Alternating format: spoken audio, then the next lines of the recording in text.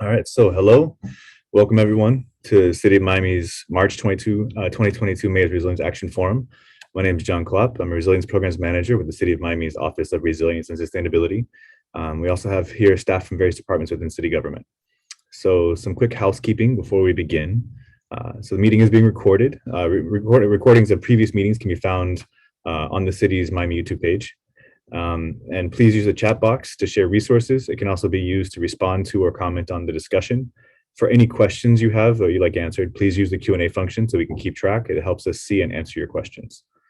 Looks like we have about 13 people here, so I think we're probably good to go. If at any time you'd like to speak, just please raise your hand and we'll try to unmute you if the conversation allows at that moment. Generally, we strive to give you a chance to respond verbally and follow up on any answers that you receive, but in the interest of time and giving everyone a chance to speak, it might not always be possible. So we also are expecting Commissioner Russell to join momentarily. In the meantime, I can begin giving some updates.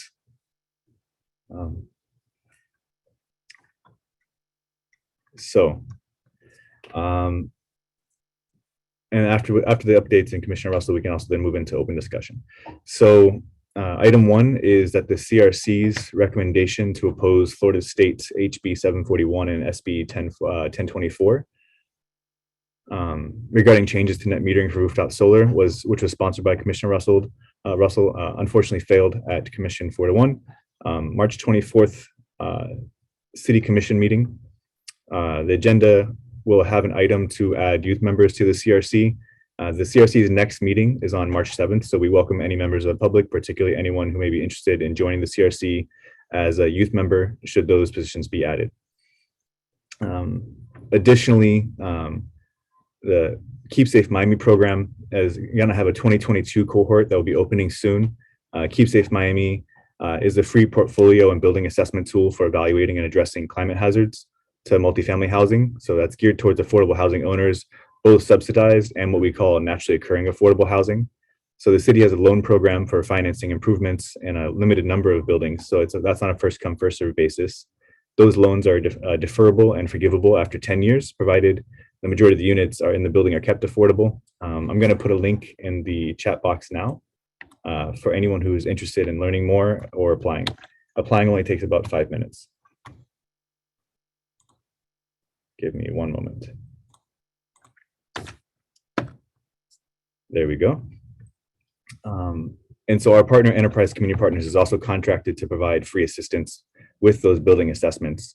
So Keep Safe Miami also provides training for owners on emergency continuity plans, which includes resident engagement, insurance tips, keeping buildings and homes safe, and best practices for business continuity in case of an emergency.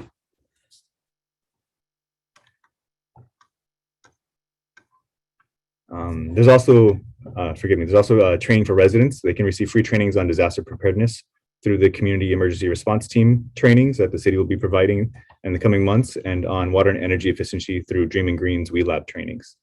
I'm also going to put a link here in the chat for everybody to take a look if they are interested in Keep Safe Miami's loan program. And that's through the city. The next item is that we are also currently in the process of reviewing and updating our resilience and sustainability content on our website. If anyone would like to make a formal suggestion here in today's discussion, please feel free to do so, or suggestions can also be sent to our office at resilience@miamigov.com. And the last update I have for now is that there are a couple of large resilience-related events upcoming. There's Premio Verdes, which is being held from April 20th to 24th during Earth Week. That is a private enterprise and tech-oriented event that is geared towards celebrating resilient action and corporate responsibility. And there's also then the Aspen Institute's Aspen Ideas Climate Conference coming up. I believe that's May 9th through 12th in Miami Beach. Does anyone have any questions or comments relating to the updates?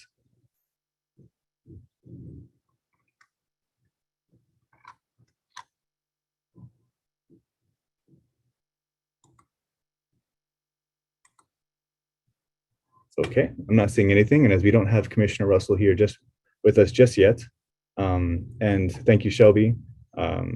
We've also put in the chat the link to the Premios Verdes site. This is the first year they're going to be holding it in Miami. Generally, in the last 8 years, they've held it between Ecuador and Colombia. So this is the first year, and I believe they're planning to be in the city of Miami for a while. So bringing this sort of sustainability-focused event to the city as a major annual occurrence. And this year's event, I believe, is also being held at the University of Miami, and is expected to have multiple events surrounding it, as well as related tours for natural parks and nature, etc.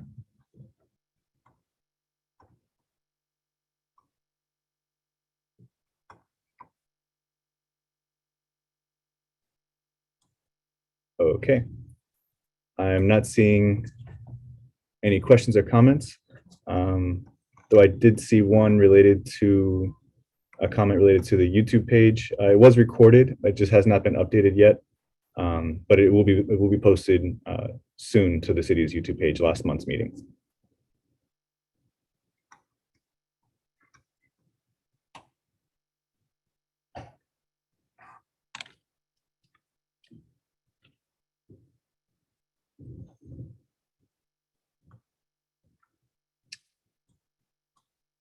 Okay.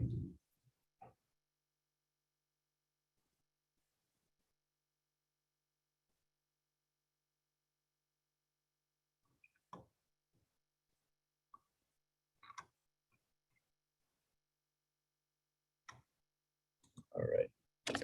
So I give it a moment. Not really sure if anyone has any topics they'd like to discuss or ask the city this week. Not seeing anything in the Q&A or the chat at the moment.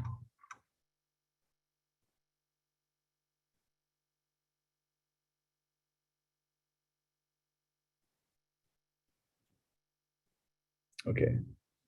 Ari, I'm going to allow you to talk, Ari. All yours. Hello, can you hear me? Yep, loud and clear. Okay, thank you. So good afternoon. My name is Ari Carlin.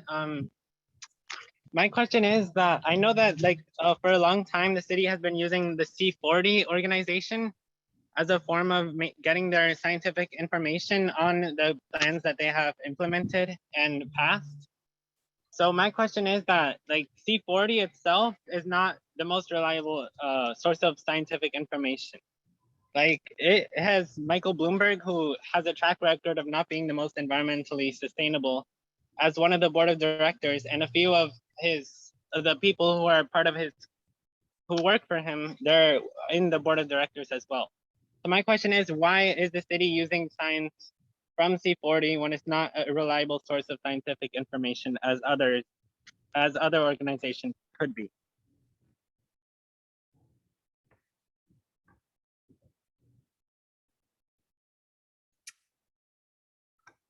Shelby, are you able to address that? What possibly, forgive me, sorry.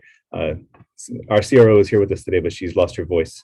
So just, I don't know if maybe she's able to type up something for us there.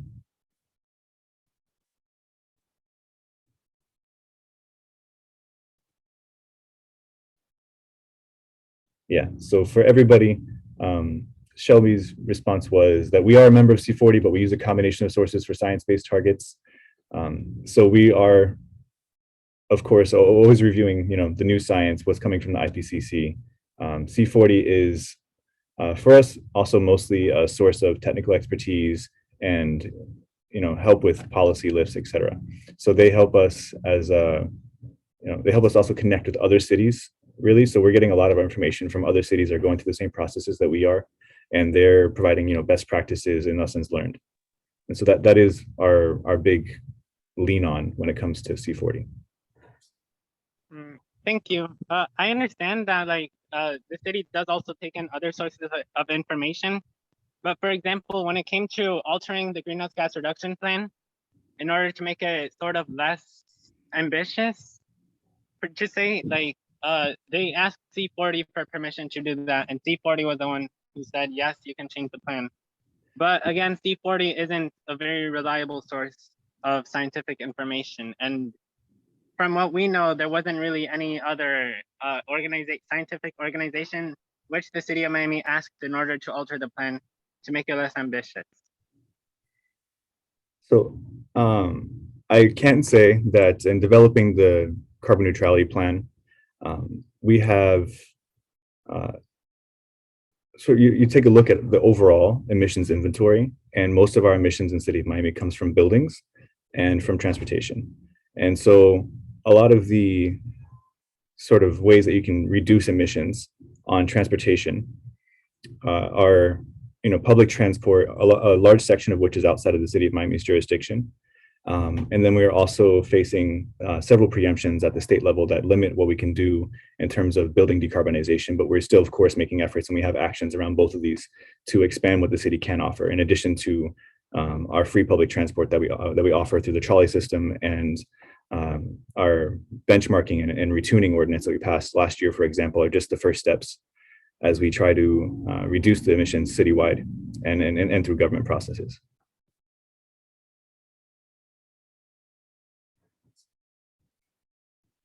And Shelby wanted to add that there also isn't one entity that approves our resilience plans, that they're a collaborative effort approved by our city commission and administration. So thank you, Ari.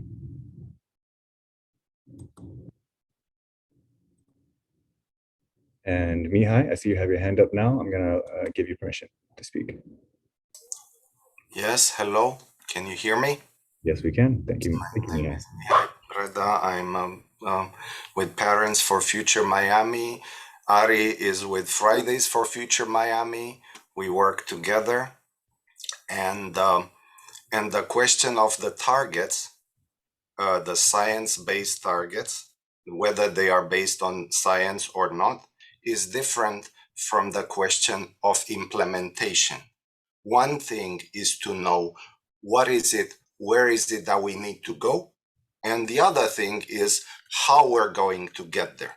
So let's not mix these two, right? If it's possible, if we can separate these two discussions. One is, what is it that we need to do in order to keep the planet livable?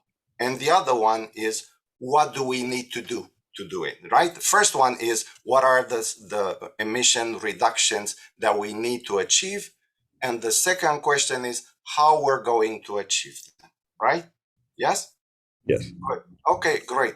Look, I have here a quote from Alisa from a few months ago, and I believe she explained it very well.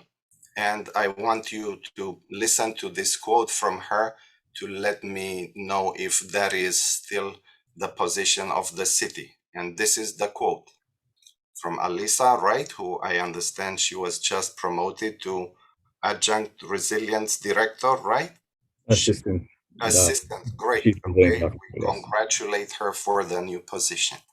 This is what she said, quote, "We are trying to balance what is scientifically realistic with what is politically and financially reasonable, and we are trying to meet in the middle." Yes? Is this, does that encapsulate the position of the city? Yes or no? So I would say that there's a constant reconciliation going on between what we need to get done and what we're allowed to do. So yes, that doesn't encapsulate our position. Yes.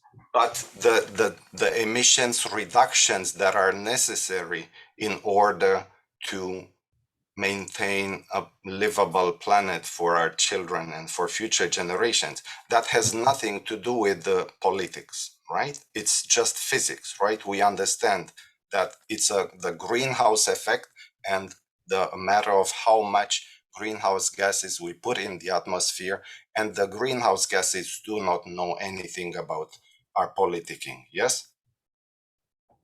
Yes? All right. Look, okay, so what I'm trying to say is this. Balancing what is scientifically realistic with what is politically and financially reasonable, like Alisa was saying a couple of months ago, is what all governments around the world have been doing for the past 30 years. And that's why we are now in a state of climate breakdown. And we only need to follow this path for a few more years, and our human civilization is finished. This is why we joined as Parents for Future with the Fridays for Future students, because we actually want a livable future for all of us, for the next generations, and so on. And what Alyssa told us, and it appears to be the official position of the city, is that we will not get that future.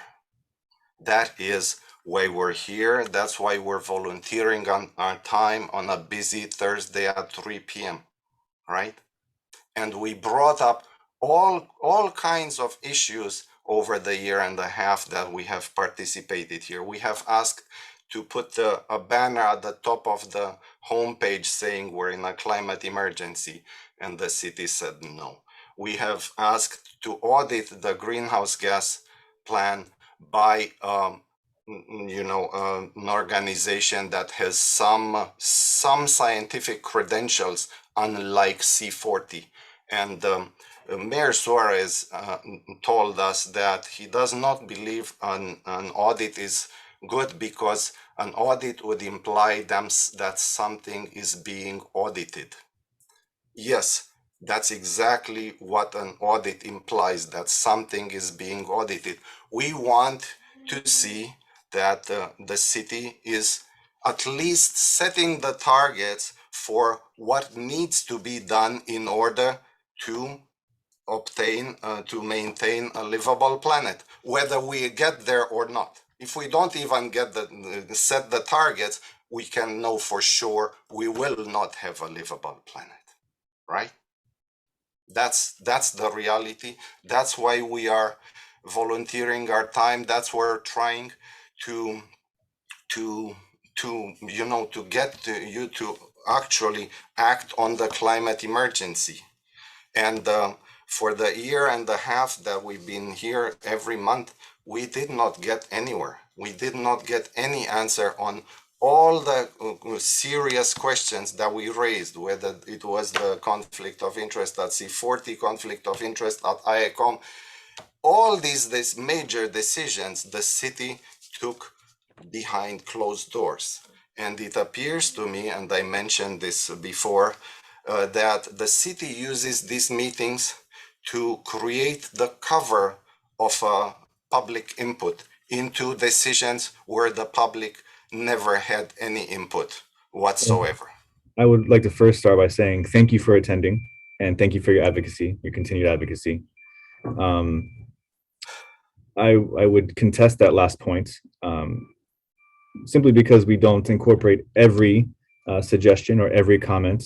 That does not mean that we did not incorporate a substantial amount of public comment and suggestions, as well as speaking with and engaging with a wide variety and array of stakeholders in developing this plan. So I think really when it comes down to it, we're on the same page in our goals. We want Miami to be a place where people can thrive and live and continue to live forever. Is my microphone still on? Yes, sir. All right. Well, of course, our goal is the same. No, we would like to have a continuing human civilization, and if possible, that Miami continues as a city. Exactly. That's why we are here. But we don't see the city doing anything in that direction. Quite on the contrary. We see the city promoting cryptocurrencies, for example. We know that cryptocurrencies are a major new source of emissions. We see new high rises being built. We see new roads, new freeways. The emissions in the city of Miami will increase, not decrease.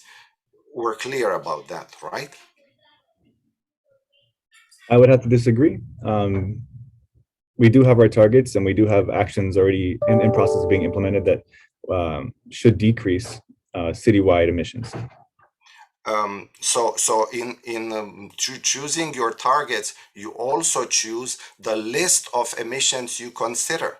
For example, cryptocurrencies are being promoted by the city heavily, but we all know that the cryptocurrencies are produced with electricity produced outside the city. So yes, your actions might lead to some minor decrease in the emissions in the rubrics that you are considering, but they are also leading to major increases in emissions outside those rubrics.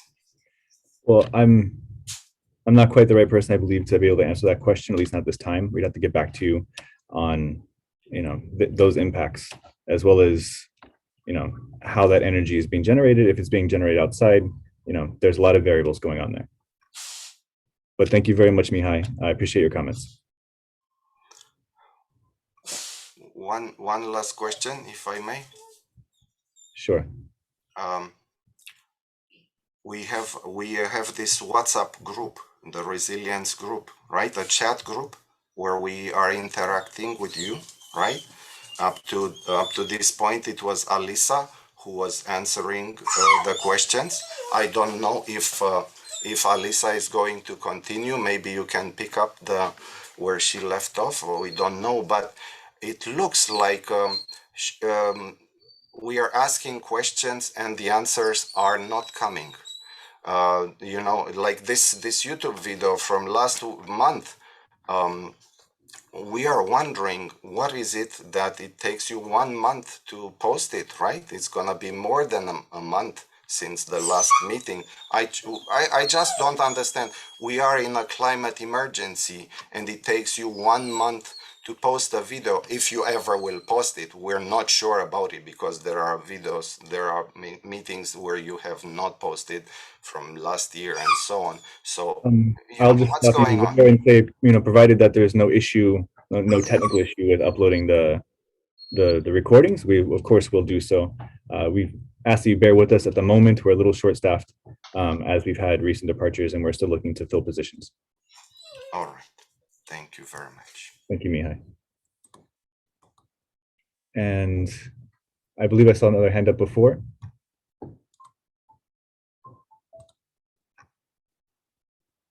Okay. And I'm not seeing any other open questions in the question answer box.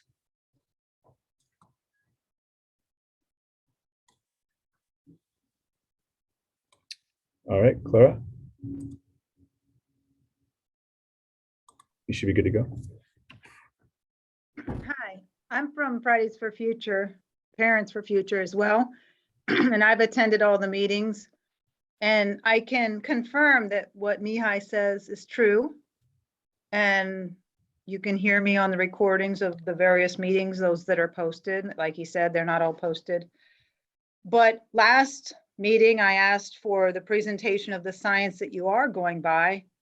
And you said that you have other sources that you're using besides C40s, but I mean, the science is clear, but I was just wondering what other sources are you relying on? You should be relying on science and have that drive your decisions and policies and how to reduce the greenhouse gas emissions. And also when you said, we can't take every suggestion, but we take many. That's just the answer we get over and over and over again when they say they can't take a suggestion. Most every suggestion we've said has not been taken because we care about what happens on this planet. And maybe it's hard to deal with for you, but get somebody that can and somebody that will listen to the science. Okay, thank you, Clara. Well, I was wondering, did they have the presentation of the science, this meeting? Because that's what I was asking for. What is the science that you are listening to? So we have incorporated various IPCC reports and research into our greenhouse gas plan and the formation of those actions and those goals. Beyond that, I would say I'm not sure if we're able to. Here we go. Thank you. Shelby's put a link in the chat that cites the sources, including the various research beyond C40 that was included with the development of the plan.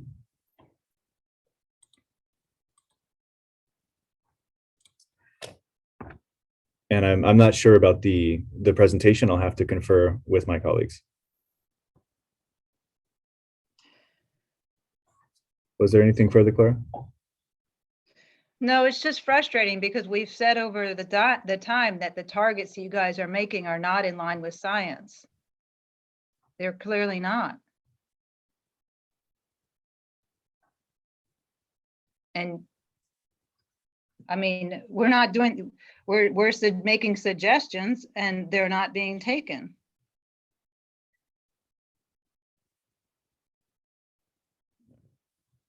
So Shelby said in the chat, if you could cite any specific conflicts with the science that you see with our plan, then please, it might be easier for us to respond specifically on a case-by-case basis. Well, the plan of reducing emissions by, I don't have the numbers in front of me, but you can let Mihai talk, and don't you know the plan is not like it's the emissions, the negative emissions. Are you aware about that? What do you know what negative emissions are? That Yes, I'm aware that the beyond where we can, what we're calling net zero, is there's still a small gap between reaching actual zero, and that requires carbon sequestration. And I'm aware also that requires, it's still a developing field of technology. right. So you're relying on the first speaker, Ari, who's a teenager, to resolve that for you, which isn't a good plan. He's expressed his concern about that in previous meetings, and they just brush it off.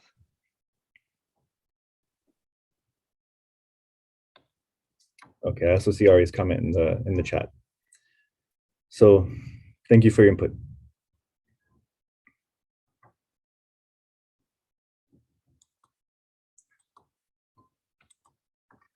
Okay, are there any other topics that anyone would like to discuss? I'm not seeing any questions in the Q&A box.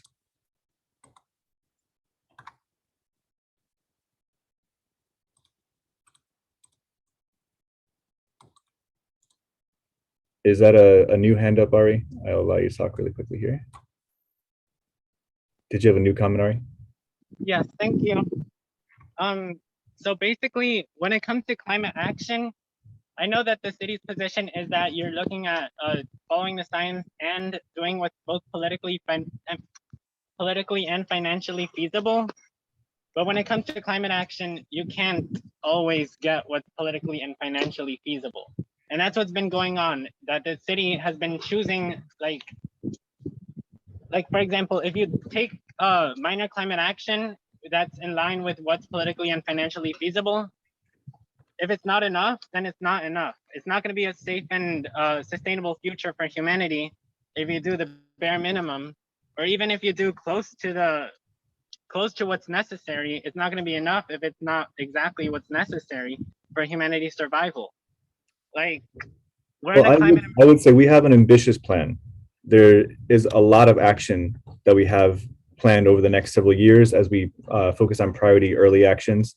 And then there's further longer term goals in the plan that phase in over the 7+ years and beyond up until 2050.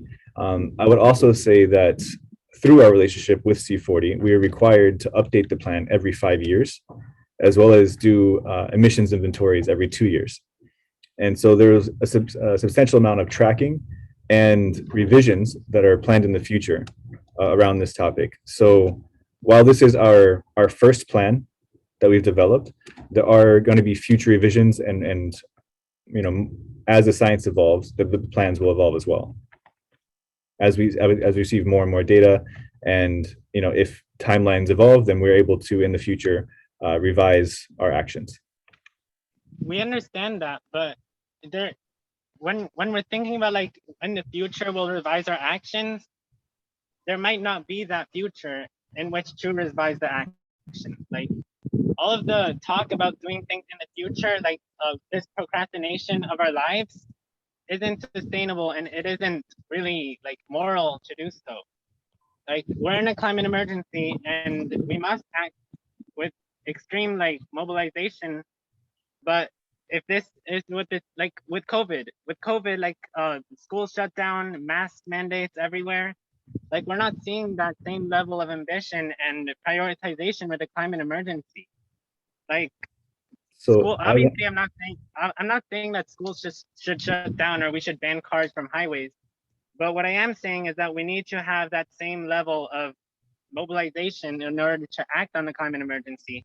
And when it takes months to like post a video on YouTube, or it takes several meetings for us to like ask the city to post a banner of the climate emergency on the top of the city's website, but nothing happens. It's only placed at the bottom of the website. Like it's a waste of our time and it's a waste of your time, as well as resources that could be used towards fighting the climate emergency as well. So that's what we don't really understand when the city keeps postponing climate action for the future, like having the plan edited 5 years from now, or new stuff added later on. Like we need to be acting now. okay, so there's a lot sort of to parse through there. I will try to start at the beginning there. So first, I completely agree with the urgency of the topic and of achieving these goals. It's something we're facing now already. A lot of comments and I guess political discourse around climate change is that it's something that's coming, but in Miami we know that it's already a current reality. So yes, that urgency is there. We work cross departmentally. Almost every single department within the city of Miami is involved in our greenhouse gas plan in some way or another.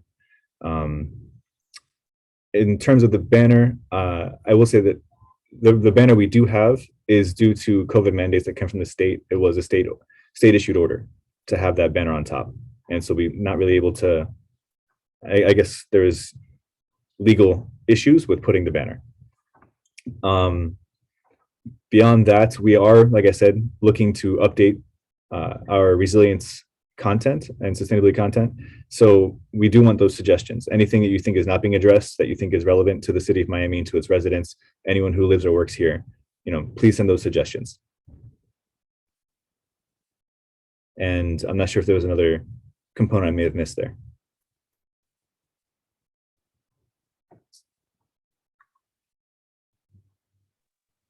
I mean, and yeah. I'll also say, I will also say that the majority of our actions in the Miami Forever Carbon Neutral Plan are upfront.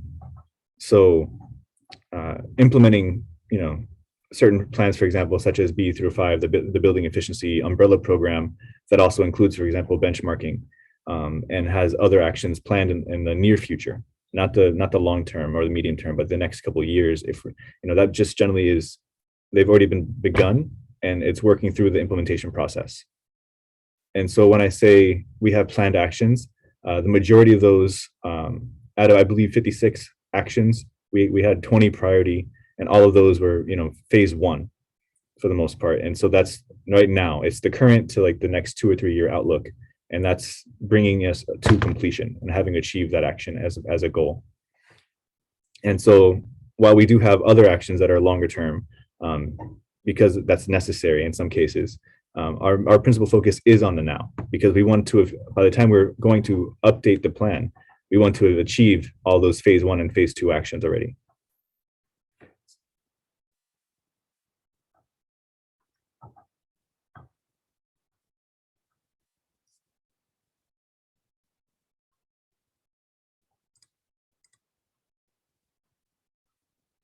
I believe that is a new set of hands from Mihai and Clara. Before I give you permission, I'm going to see if there's anybody else who had a question. To check the box really quick. Okay. Mihai, going to give you permission to speak. All right, thank you very much. Well, regarding the banner, We brought it up because we thought that if the city agrees that the COVID emergency and everybody, I remember some time ago, agreed that we can learn a lot from the COVID emergency. And then we said, okay, so if you agree that we can deal with the climate emergency by learning from the COVID emergency, look at the banner at the top of the page. And then Mr. Dodd told us that no, there cannot be two banners. There's a technical problem. It's the tech department that cannot do it. Well, we looked into the Wayback Machine and we saw that there could be very well two banners on the top. So now we hear this other the question that supposedly it's some legal limit on what you can put at the top from the state. That's fine, no problem. It does not need to be the banner at the top. It can be the first field down. We are not so particular about a banner. We are just particular about bringing the climate emergency to the attention of the population, as the city has committed to in the climate emergency resolution passed in 2019 and again in 2021. So what we are seeing is that the city's actions are not in line with its commitments contained in that climate emergency resolution. And we find it very problematic. And the thing is that our legal lawyer friends, students who looked into the question of the emergency resolution have discovered that the resolution is no longer valid. It has expired after 7 days. And then I brought this up last time, and Alisa cut me off saying that we have a new resolution from 2021. Well, that one is also expired because they're both resolutions and not ordinances. I mean, it goes on and on and on. Everywhere we look, the reality is not what you make it out to be. For example, the negative emissions. How did we discover this? Because we kept asking about scientific basis of the plan, and finally somebody told us, well, it's in the document called Deadline 2020. So I read the Deadline 2020 document, and it happens that I taught climate in college, and so that's why I know how the city relies on negative emissions starting from 2050. So let's say that that's the only thing that the city can do. Why not come out and say, hey, next generations, you have a job to do. We have signed you up for this job to clean up the atmosphere after us. Why rely on volunteers like us to dig through your documents to find out where you bury the rabbit? You see the problem here? You see the problem? I hear you. We volunteer, look into your documents, and on page 23, we find that you rely on negative emissions, meaning the next generations cleaning up the emissions of this generation, or they will not have a livable planet. That is the problem. The problem is that you're hiding essential information, and then guess what? We're gonna find it out. It does not look good. It does not look good. So I hear you loud and clear, Mihai. I'm not sure we're hiding it. It's in the report, but I hear you. And I guess this is of course an ongoing conversation, and I think we've answered some of this already today. So I'm going to move on now. But thank you very much.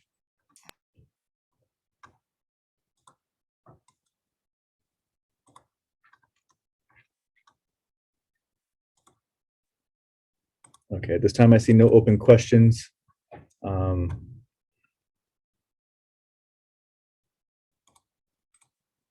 right. Clara, I see you'd like to speak again. Here you go. So my question is simple. Why are you as the city representing, why are you relying on negative emissions? Which, in other words, why are you putting that in your plan to let Ari's generation clean up the mess. And there's no, it's super expensive. It takes a lot of energy. It's not even developed. Why is that in the plan? To let the next generation take care of it? I think this has been sort of asked and answered. I'm not sure if, Oh, no, Any- it hasn't been answered. so I would say, you know, as I've mentioned already in the call today, you know, the vast majority of our emissions that we're looking to decrease, we're trying to do it as soon as possible. So that's why we have the interim goal as well as the 2050 goal. And If you're trying to do it as soon as possible, a year ago, I suggested that the city put on solar panels and they said, well, that'll take a couple months. Do you guys have solar panels on the buildings for the city buildings since you're in charge of the city? not yet. We're in the early processes of getting feasibility studies done to see where we can do that and where it would make financial or energy sense. Wow.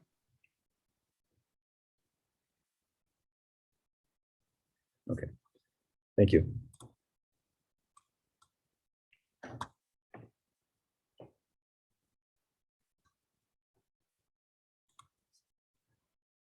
Okay.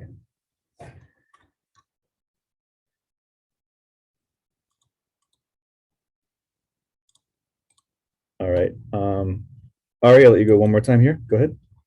Oh, hello, thank you. So my question is, why are we here? Like, why am I here? Why is Parents for Future Miami here, like Mihai and Clara? Like, why are we attending these meetings?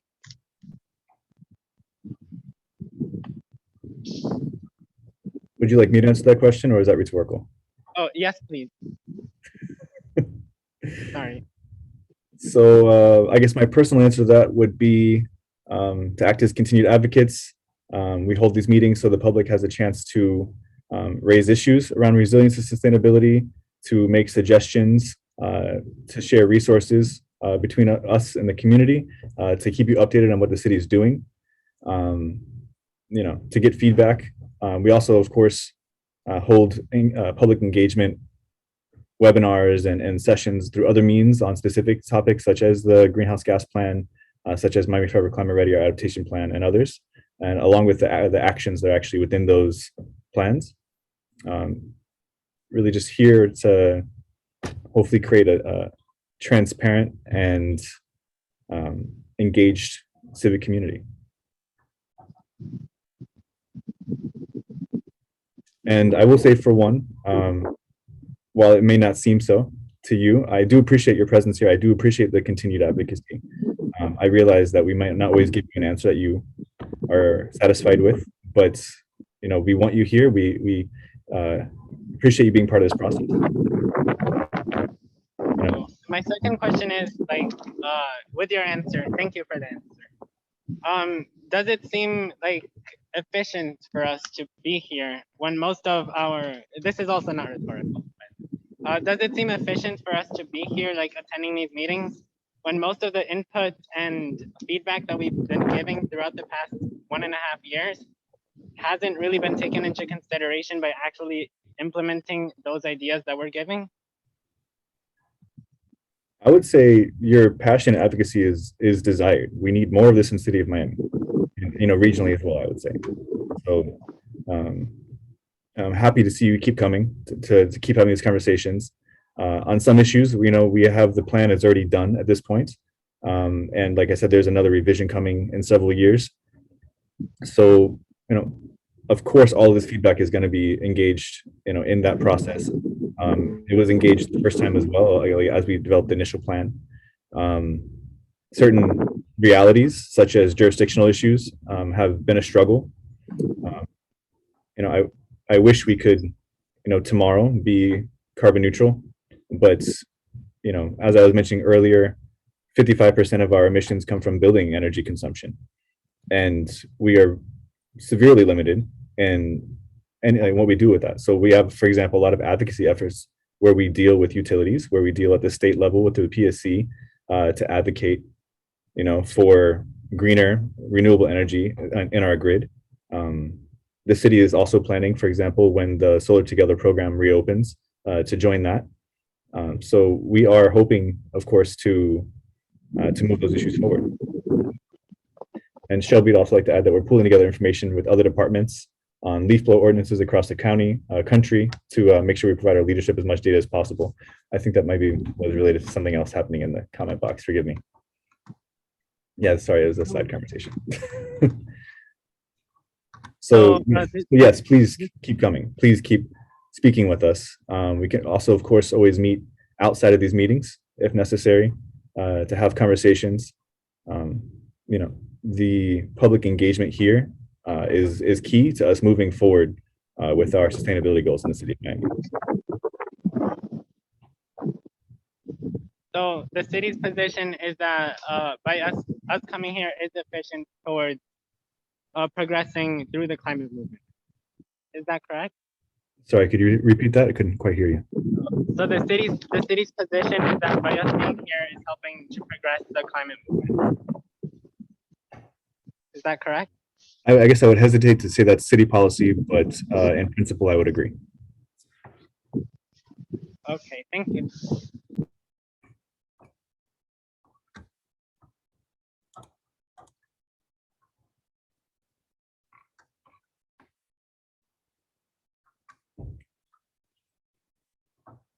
Okay. All right, I'm not seeing any other questions, open questions in the Q&A. Anyone else have a item of discussion they'd like to add before we got about 10 minutes left in the session?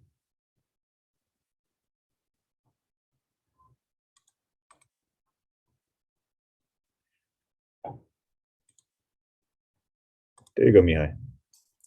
Thank you very much. So I would like to address the question of transparency.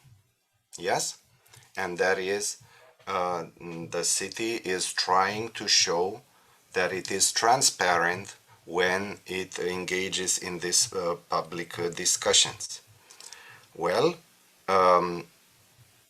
let's see, did the city take any public input when deciding to join C40?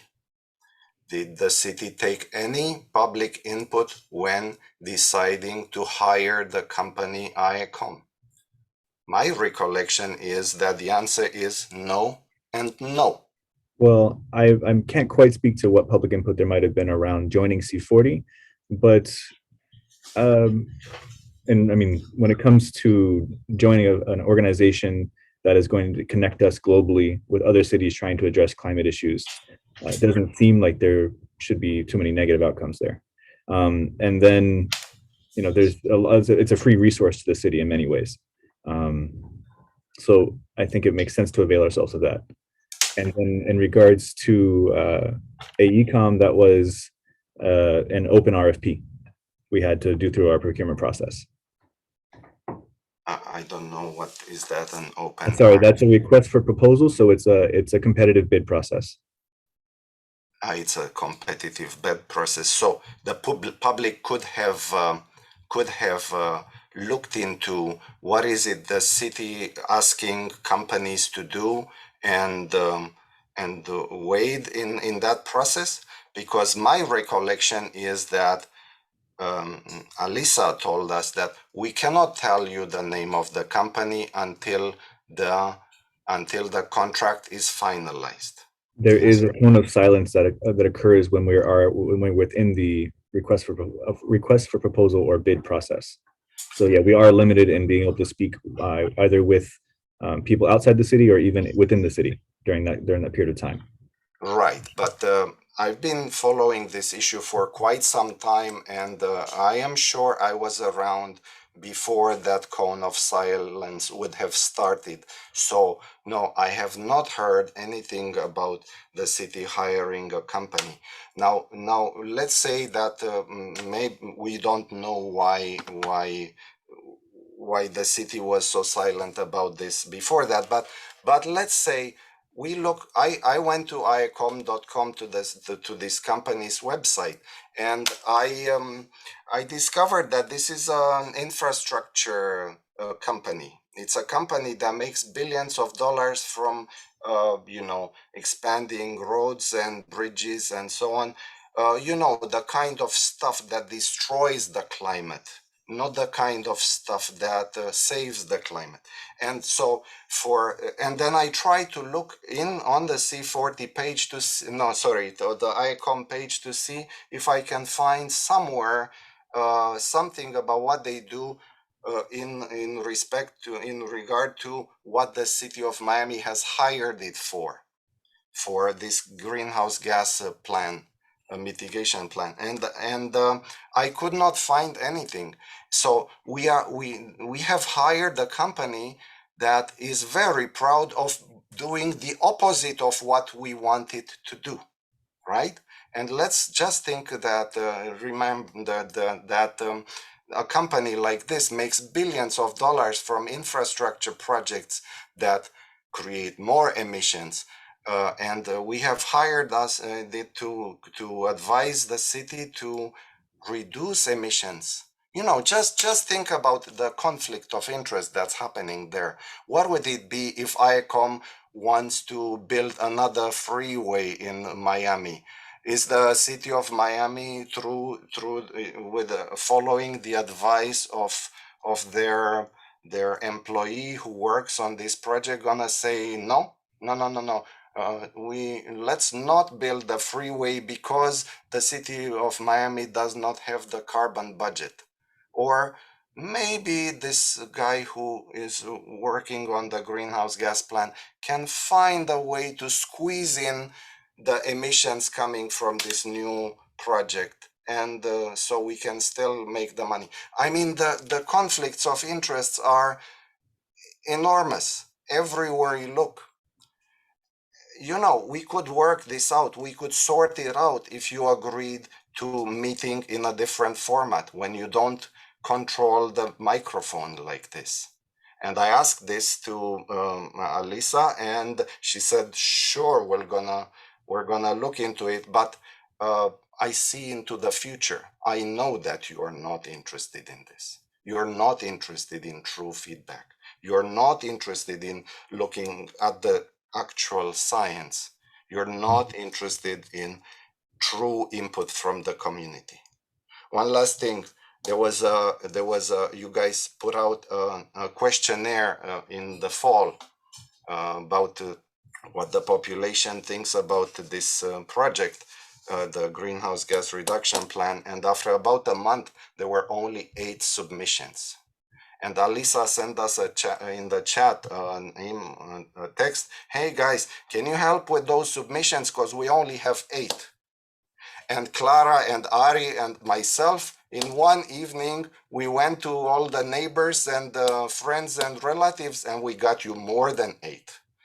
Thank you. But those were all negative, and we have heard not one thing coming out of those. You understand? You got more feedback from Parents for Future and Fridays for Future friends and neighbors than from anybody else. And still we have no way to tell that you have read those. You understand? So you're not open to true public input. That is the problem. And you would go a long way if you opened up the forum to a way of interacting where you don't control the microphone, you allow us to show some pictures and so on. But I have a feeling it will not happen.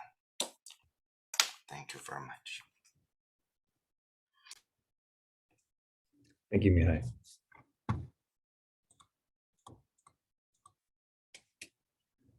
Okay, it is 3:58, 3:59 actually. So any other items for discussion?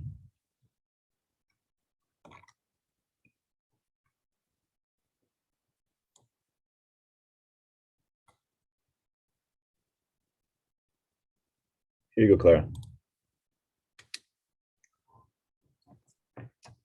is this meeting gonna get posted? 100%. Okay, thank you. Thank you.